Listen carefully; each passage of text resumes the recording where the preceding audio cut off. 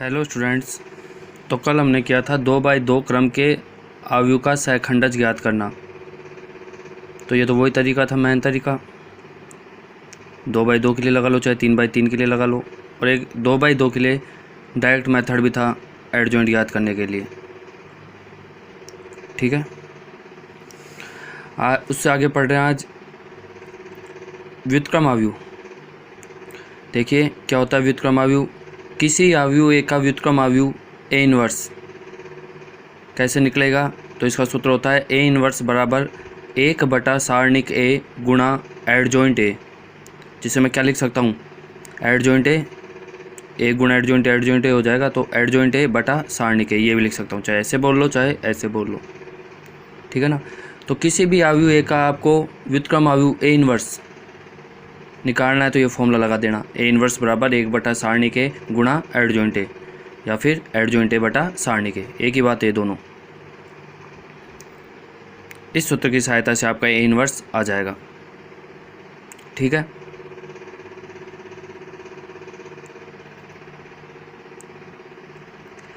देखिए अब एक सवाल करते हैं।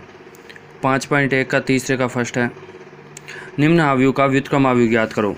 यह अवयव आपको ए बराबर यह अवयव दिया गया है, और अब हमको इस अवयव ए के लिए व्युत्क्रम अवयव मतलब ए इनवर्स ज्ञात करना है। ठीक है स्टूडेंट्स, तो करते हैं।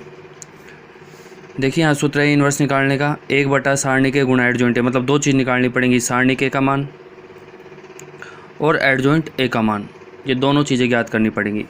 तो अवयव ए हमको दिया गया है, यहाँ से हम दो चीज़ें निकालेंगे। सबसे पहले सारणिक ए का मान जो कि निकालना हम सीख गए हैं, और एक एडजॉइंट ए का मान, ये भी हमने सीख लिया है। और ये दोनों मान निकालने के बाद इस सूत्र का प्रयोग करेंगे तो इनवर्स आ जाएगा। ठीक है, तो आगे सोल्व करते हैं। देखिए ये अवयव ए है, सबसे पहले सारणिक ए का मान निकालते हैं। तो देखिए स्टूडेंट, सारणिक ए का मान मैंने बताया था, सारणिक ए का मान निकालना है तो यहाँ कोई भी पंक्ति के अनुदिश प्रश्न करके आप मान निकाल सकते हो, कोई भी स्तंभ के अनुदिश। हम यहाँ प्रथम पंक्ति के अनुदिश प्रश्न करके इसका मान निकाल रहे हैं। ठीक है, तो ये आपकी प्रथम पंक्ति है, इसका अनुदिश प्रश्न करके हम इस सारणी का मान निकालते हैं।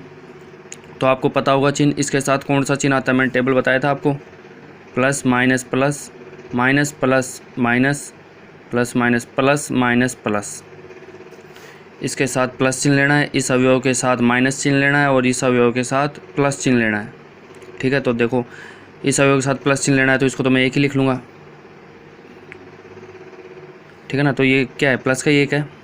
ठीक है, अब आपको पता होना चाहिए, चिन्ह ले लिया, गुणे में अवयव ले लिया, इसके गुणे में क्या आता है, इस अवयव की उपसारणिक का मान। अब इस अवयव की उपसारणिक निकालो तो देखो ये अवयव जिस पंक्ति में है और जिस स्तंभ में, उनको हटा दो तो ये 2x2 की सारणिक बनती है स्टूडेंट्स।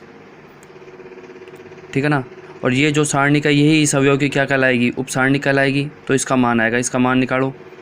तो 2x2 की सारणिक का मान कैसे निकलता है,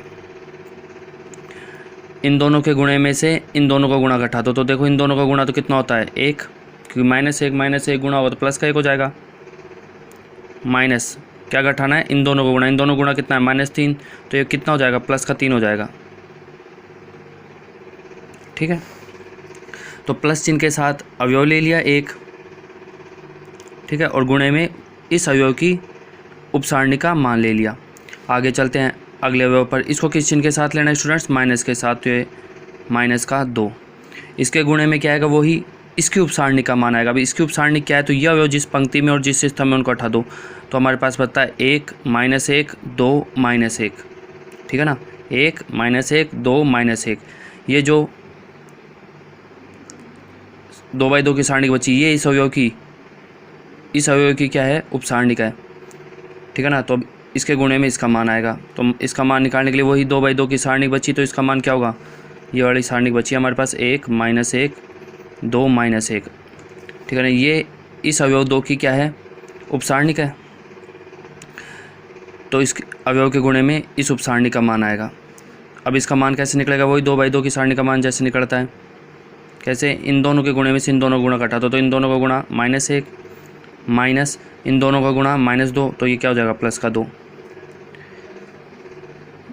तो 1 के साथ हो गया, ये 2 के साथ हो गया। अब लास्ट प्रथम पंक्ति में कौन सा अवयव बच रहा है? 5, इसके साथ करते हैं। देखो 5 किस चिन्ह के साथ आएगा? प्लस के साथ, तो प्लस का 5। गुणे में क्या आएगा स्टूडेंट्स? 5 की उपसारणी का माना। 5 की उपसारणी क्या है? देखो 5 जिस पंक्ति और जिस स्तंभ में उनको हटा दो तो आपके पास ये सारणी बनती है 2/2 की, 1 -1 2 3। ये है 5 की उपसारणिक। अब इसका मान आएगा, इसके गुणे में 5 के गुणे में क्या आएगा? इसका मान आएगा, ठीक है ना। तो इसका मान निकालते हैं। देखो इन दोनों के गुणे में से इन दोनों का गुणा घटाओ, तो इन दोनों का गुणा तो बैठ रहा है 3 में से क्या घटाओगे? इन दोनों का गुणा, इनका गुणा बैठ रहा है -2, तो -2 आएगा, तो ये क्या हो जाएगा? प्लस का 2 हो जाएगा, ठीक है ना। इन दोनों का गुणा हो गया 3, घटाना है तो इसलिए माइनस। अब इन दोनों का गुणा कितना आया? -2, तो कितना हो जाएगा? प्लस का 2। इसको सोल्व कर लेते हैं। देखो 3 और 1 4, 4 1 से गुणा होगा 4 ही रहेगा। -1 + 2 कितना बचेगा? प्लस का 1 बचेगा, वो -2 से गुणा होगा तो -2 ही रहेगा। 3 2 5, 5 में 5 को 5 से गुणा करोगे 25, 25 4 = 29 में से 2 गए 27, ठीक है स्टूडेंट्स। तो सबसे पहले हमने पढ़ा था कि किसी अवयव ए के लिए यदि सारणिक ए का मान नॉट इक्वल टू 0 हो तो ए इन्वर्स विद्यमान होता है, वो अवयव ए व्युत्क्रमणीय अवयव होता है। मतलब यहाँ ए इन्वर्स विद्यमान है, नॉट इक्वल टू 0 तो हम कह सकते हैं यहाँ ए इन्वर्स विद्यमान है। और ये भी कह सकते हैं कि ए व्युत्क्रमणीय है, ठीक है स्टूडेंट्स। मैंने आपको शुरू में बताया था कि किसी अवयव ए के लिए सारणिक ए का मान यदि नॉट इक्वल टू 0 हो तो वो अवयव ए के लिए ए इन्वर्स विद्यमान है, ए व्युत्क्रमणीय अवयव है, ठीक है। तो ये लिख दिया क्योंकि सारणिक ए का मान निकाला, ए अवयव दिया गया था इसके लिए हमने सारणिक ए का मान निकाला, वो नॉट इक्वल टू 0 आ रहा है, तो इसका मतलब है कि ए अवयव के लिए ए इन्वर्स अवयव विद्यमान है, मतलब इसका व्युत्क्रम अवयव विद्यमान है। तो एक ऐसा अवयव है व्युत्क्रमणीय अवयव है, ठीक है। अब ए इन्वर्स विद्यमान है तो उसको ज्ञात करना है और उसका सूत्र क्या है? एडजॉइंट ए बटा सारणिक ए। तो सारणिक ए तो आगे अब क्या और निकालना है? एडजॉइंट ए और निकालना है। 3/3 के लिए एडजॉइंट ए निकालना मैंने आपको सिखाया था, कैसे निकालेंगे देखिए। सबसे पहले हम इन सारे अवयवों के, कितने अवयव हैं? अवयव में 9 अवयव हैं, इन सभी अवयवों के सहखंड ज्ञात करेंगे, ठीक है। देखो 1 2 के ज्ञात करके बताता हूँ आपको। जैसे A11 इस अवयव का सहखंड निकालते हैं, ठीक है स्टूडेंट्स।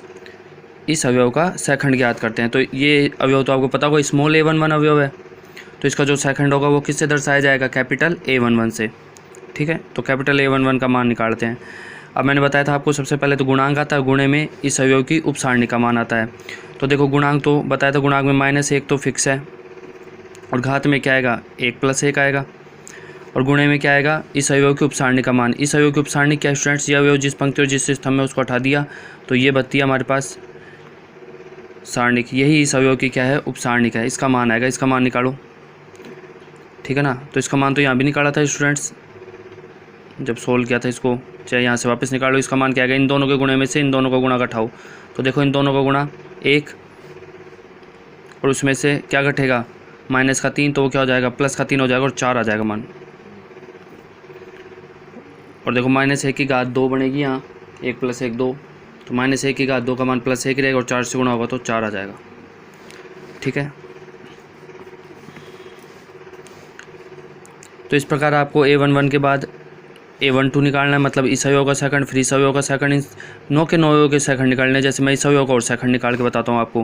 पहले तो बताओ ये अवयव कौन सा? तीसरी पंक्ति और पहला स्तंभ, मतलब ये तीसरी पंक्ति पहला स्तंभ है तो A31 अवयव है, तो इसका जो सेकंड होगा वो क्या होगा?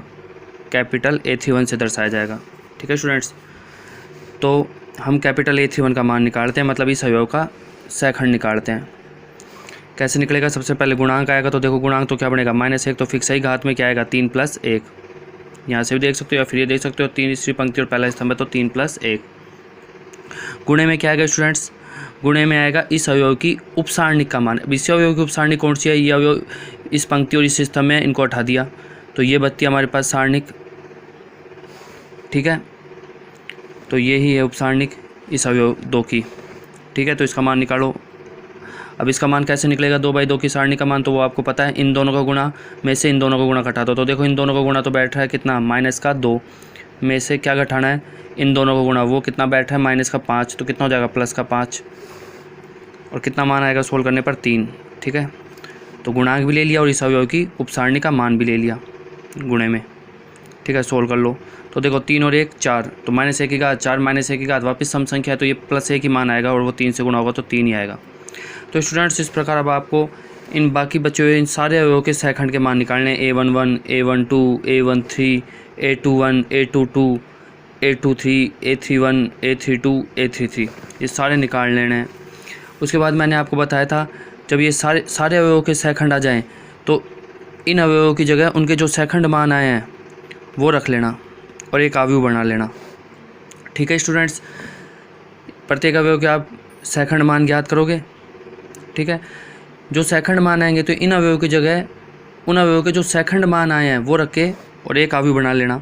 वो भी कितने बाई कितने का बनेगा स्टूडेंट्स? 3/3 का बनेगा। फिर इस अवयव का क्या ले लेना? परिवर्त ले लेना, इसका परिवर्त लेने पर। ठीक है, तो इस अवयव का परिवर्त लोगे तो आपको क्या मिल जाएगा? एडजॉइंट ए मिल जाएगा, मतलब इस अवयव का सहखंडज अवयव मिल जाएगा, एडजॉइंट ए मिल जाएगा आपको। ये जो भी अवयव इसका परिवर्त ले लेना, ये जो भी अवयव आए इसका परिवर्त लेने पर आपको कि इस अवयव का परिवर्त लेते ही आपके पास क्या आ जाएगा? एडजॉइंट आ जाएगा। अब इस अवयव का परिवर्त कैसे लोगे? कई बार बता दिया है परिवर्त लेना कैसे लेते हैं। पंक्ति और स्तंभों का परस्पर विनिमय कर देना। पंक्ति को स्तंभ बना देना, पहली पंक्ति को पहला स्तंभ बना देना, दूसरी पंक्ति को दूसरा स्तंभ बना देना और तीसरी पंक्ति को तीसरा स्तंभ बना देना। तो जो स्तंभ है वो अपने आप ही क्या बन जाते हैं? पंक्तियाँ बन जाती हैं। इस प्रकार पंक्तियाँ स्तंभ बन जाती हैं और स्तंभ पंक्तियाँ बन जाती हैं। ठीक है ना। तो इस प्रकार इस अवयव का परिवर्त लेने पर आपके पास जो अवयव आएगा वही आपका क्या है? एडजॉइंट ए है, मतलब इस अवयव ए का सहखंडज अवयव है। ठीक है, तो देखो अब आपके पास यहाँ अवयव ए के लिए सारणिक ए का मान आपने निकाल लिया और एडजॉइंट ए का मान आप निकाल लोगे। अब ये दोनों मान आपके पास हैं तो ए इनवर्स आ जाएगा, क्योंकि ए इनवर्स का क्या फॉर्मूला पढ़ा अभी हमने? ए इनवर्स बराबर होता है 1 सारणिक ए इंटू एडजॉइंट ए। ठीक है ना, तो 1 सारणिक ए का मान कितना है? 27 रख दिया, गुणा में एडजॉइंट ए जो भी आया है वो रख देना। ठीक है स्टूडेंट्स, इस प्रकार आपके पास ए इनवर्स अवयव आ जाएगा। ठीक है स्टूडेंट्स, एक बात और, जब अवयव ए को उसके व्युत्क्रम अवयव अर्थात ए इनवर्स से गुणा करते हैं, ए गुणा ए इनवर्स करते हैं तो क्या आता है? इकाई अवयव आता है। ठीक है ना, चाहो तो आप ए अवयव को इसके इनवर्स अवयव से गुणा करना हमने तीसरे चैप्टर में पढ़ा था, दो अवयव का गुणा कैसे होता है। ठीक है ना, तो आप देखोगे आपके पास इकाई अवयव आ जाएगा 1 0 0 0 1 0 0 0 1। ठीक है।